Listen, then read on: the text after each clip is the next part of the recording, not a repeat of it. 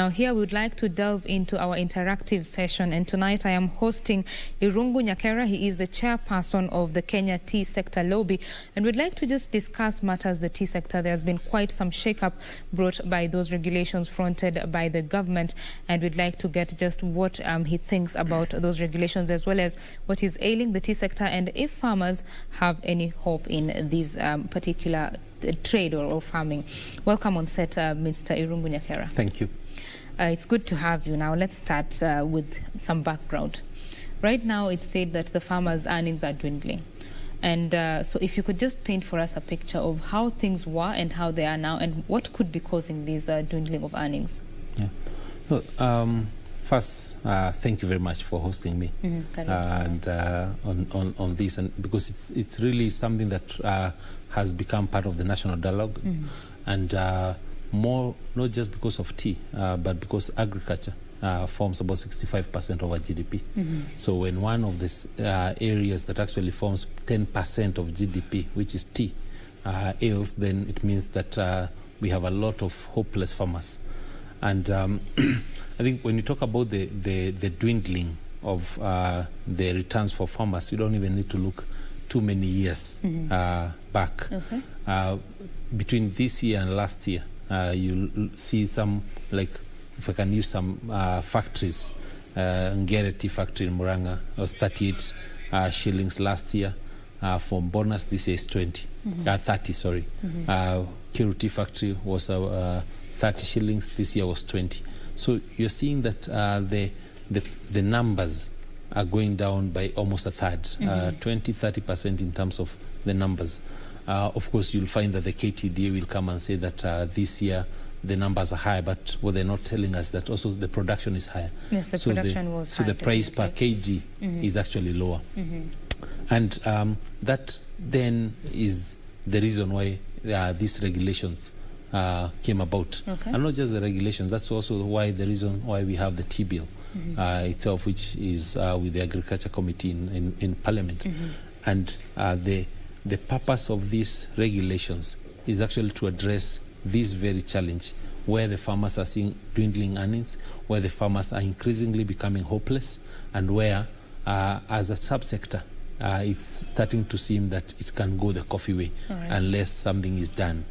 And how are these regulations going to sort out this problem and put money back into the pockets of the farmers? The regulations actually were not created this year or last year. Actually, the journey to create the regulations started in 2014, and during that period is also when the tea task force of 2016 was created to look at what are the real challenges within the sector, and a number of things were identified, and key among those things was governance issues. The governance issues at KTDA and also the factory are the reasons why the farmers are not able to get at least the 75% in terms of return on the sale price of their commodity. The regulation side issue is what makes farmers feel that they do not own factories, because there's someone else through their own machinations that are controlling the ownership of the factories. The issues of governance are what is making farmers their money to be lost. Like when money was put in Imperial Bank, money was put in Chase Bank by KTDA. When KTDA takes money and buys farms, buys your family bank and all these other things, assets that are not of use to farmers, that's farmers' money because of lack of governance. Those are issues that are being addressed at the regulations. There are then the other issues that are being addressed of, as the task force report said, that for you to get a good price or high price, we're looking at which countries are we benchmarking ourselves with. An example is Sri Lanka. One is marketing. We need to be able to do a lot more marketing. Our traditional markets are markets that some of them are very unstable. When you talk about the Pakistan, the Iraq, the Egypt, Sudan, those are our main markets, and they are fairly unstable. But we've not expanded our marketing outside these traditional markets. So because the team at KTD is very comfortable with the little markets that they have, because then they feel that they don't need to do more. When you look at places like Sri Lanka, 65% of their tea leaves their country in added value form. Kenya, 2% of our tea. Yeah. So those are things that have been addressed in the task force report on how do we get the farmers to earn more than they currently are. Then there's of course the issue of the farmers, how much money is coming to the farmer on a monthly basis. And see, there's what they call sokohuru. And sokohuru is when a farmer hawks their tea. And the reason they hawk their tea and get a much lower price on tea as opposed to getting what they're paid and then waiting for the balance at bonus is because the price that is paid on a monthly basis is too low. Yeah. So again, how do we increase this price that is paid to them? And finally, given that the price of tea is controlled by to some extent by the global prices on tea, how do we cushion our farmers such that should there be bad years, there will be a way to protect them, that their earnings will not go below a certain point, because a lot of these farmers borrow money. So when they are paid much less than what they had been promised, they end up with loans that have not been paid for at the end of the year. So that's again what we call the minimum guaranteed return, which is carried under the T-bill. So those are the regulations that are being looked at and how to actually improve the life of the farmer through this. Of course, there's been quite some concern about how the KTDA or even the cooperative societies are managing the monies of the farmers. But I had a conversation with a KTDA official a few weeks ago, and he said that they are not against the regulations, or rather regulating the sector. They just want regulations that is going to support the sector fully instead of killing one sector. Do you think that these regulations are going to kill a system that has been developed for decades? Actually not. You see, for us, as the champions of the regulations, we are for KTDA. Yeah? We are for having that organization, the national organization that actually aggregates what the farmers are bringing together from all the 69 different factories. So nobody actually wants to kill KTDA. Nobody wants to make KTDA part of a parastatal. What we want is for KTDA to become regulated, for KTDA to become accountable to the farmers. Because right now, it's the case of the principal, the agent, and the agent has become the principal, is the one who decides. Yeah, you saw the other day when the MD for KTDA came out and said, all those guys who are unhappy with the bonus, you can uproot your tea. You see, that's the kind of arrogance and attitude that has become part of the corporate culture at KTDA, and that is what needs to change. One thing that we've been saying is that KTDA needs to actually know and appreciate that they were not created to deliver tea to the world. They were created to be able to deliver these farmers out of poverty. So if all they're doing is just taking farmers' tea and delivering it at the lowest price to the global markets, then they're really not helping this farmer. So, and KTDA has become, there just a few individuals within KTDA who've captured it, and of course part of the bigger cartel, because tea is huge, it's 10% of our GDP. So there are a few individuals who've captured that, and they're doing business with it, they're happy with it, they're happy with status quo. They're not interested in anything that changes the livelihood of farmers. I was asking one of them, I'm telling them, the regulations are speaking about the ownership of factories. The factories are owned by farmers. Like the factory where my factory is in Kiru, in Mathio, in Murang'a, has 8,000 farmers. But these 8,000 farmers don't feel like owners because they have no decision on who becomes a director in that factory. They have no decision on what investments these factories make. They have no decision on what kind of expenses this factory incur. They have no clue and have no representative who tells them tea has left the factory, it is at the auction, it has been sold at X price. Because all those things are controlled by individuals within KTDA. And that's what they're looking at. They're saying these reforms, these regulations are actually for opening up this space, demystifying the role of KTDA and being very specific on what value KTDA is bringing to the table. There's the issue of the extension services. There's the issue of anything that has economies of scale, like the fertilizer and all this. Those remain with KTDA. Things like marketing. KTDA should be marketing our tea to get us higher prices. Things like value addition, as we were saying, coming up with the common user blending facility and encouraging investors to be able to add value to Kenyan tea. That's what they should be doing. Right. They should not be focusing on who becomes the director of Kiru Tea Factory. You see, that's what they do today. Okay, and of course, one of the key points to get the money to the farmers is to ensure that the tea is sold at the best price possible, Exactly. based on the quality. And these regulations seek to ban, or rather have banned the direct sale of the Kenyan tea, you know, that it has to go through the auction. What is your view on these, and how do you think this is going to help Kenyan tea? You see, when we talk about the direct sales, countries like we were saying, the Rwanda, which is getting almost 3 times the price of Kenya, the Sri Lanka, which is double the price of Kenya, they don't do direct sales. Yeah, all the tea is sold through the auction. And if you look at about 40% of the Kenyan tea is from the big corporates who sell to themselves, in the outside the Kenyan market. So the auction in itself is actually also to help in realizing the actual price discovery that you get in the auction. And that price discovery even helps KRA to be able to collect the right taxes out of them. But what it also does, which is why 100% of the tea is supposed to go through the auction as opposed to the direct sales. The direct sales is very opaque, in terms of what are the credit terms of the people who are buying.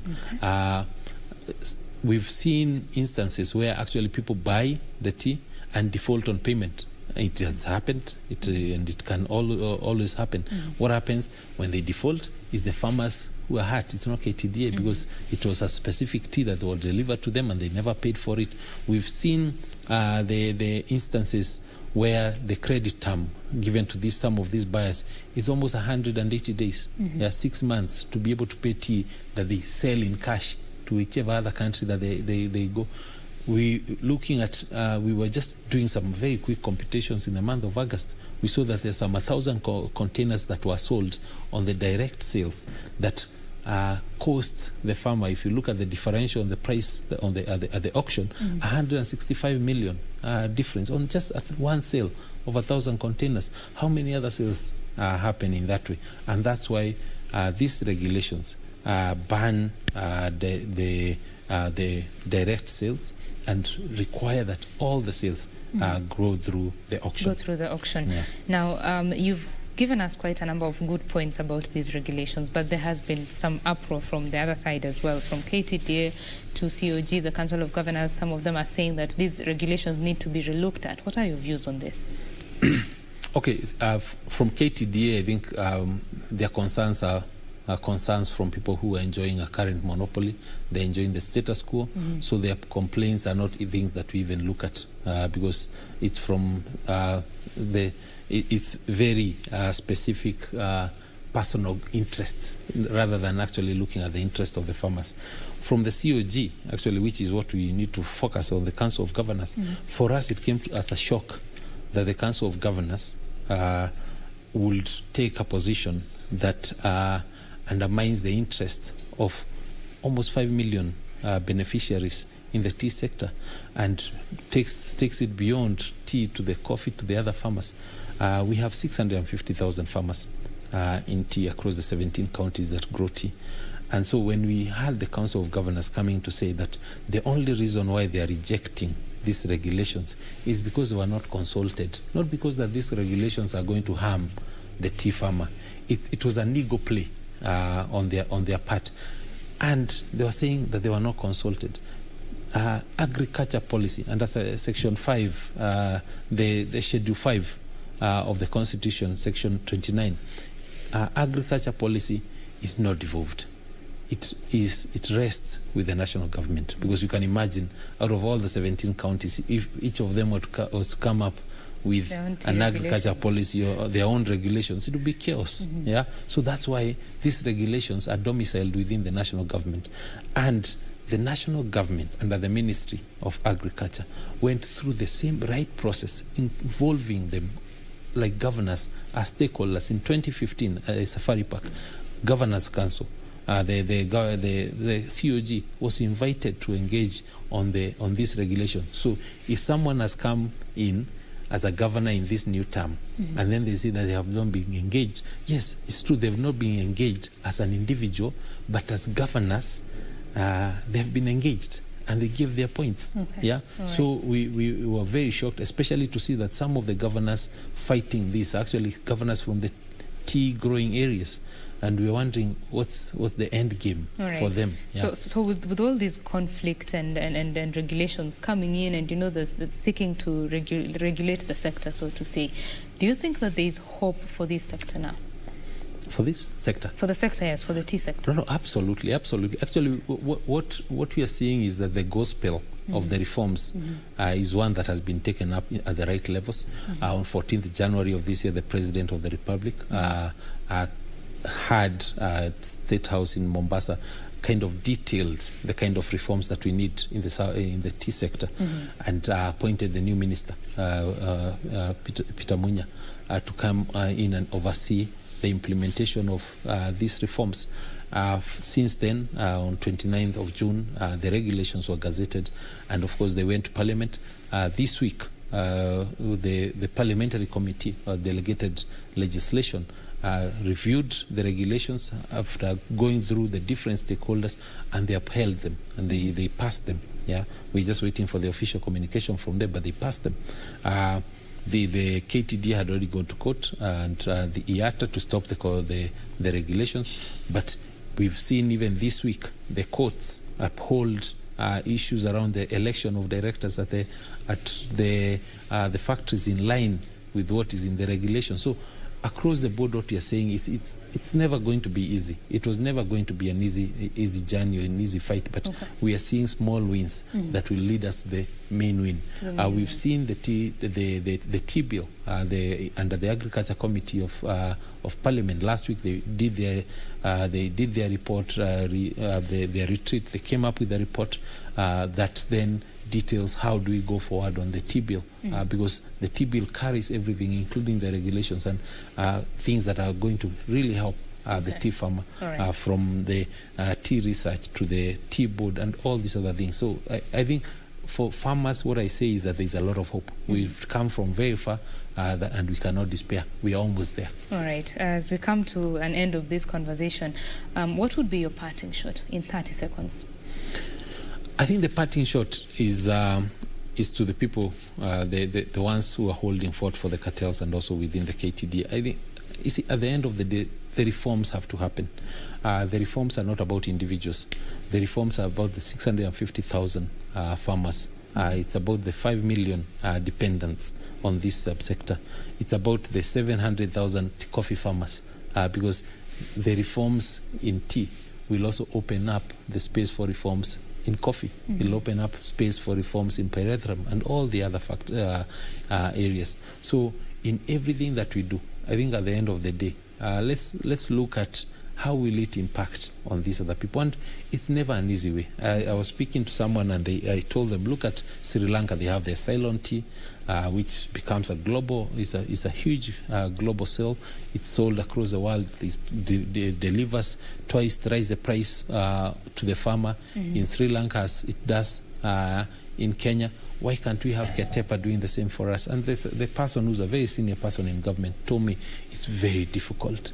And I was very upset, because I told them, yes, the reason why it's difficult, because we need to put in an effort to get it delivered, because at the end of the day, we are in these positions to be able to deliver for the farmer. Right. And for us, it's a hope that with the new dawn is that we'll all start looking at beyond our own personal interest. How can we help the other, uplift the other Kenyans? Uplifting the other Kenyans, the tea farmers, and ensure that they have the money in their pockets. Thank you very much, Irungu Nyakera, for joining us. Thank you.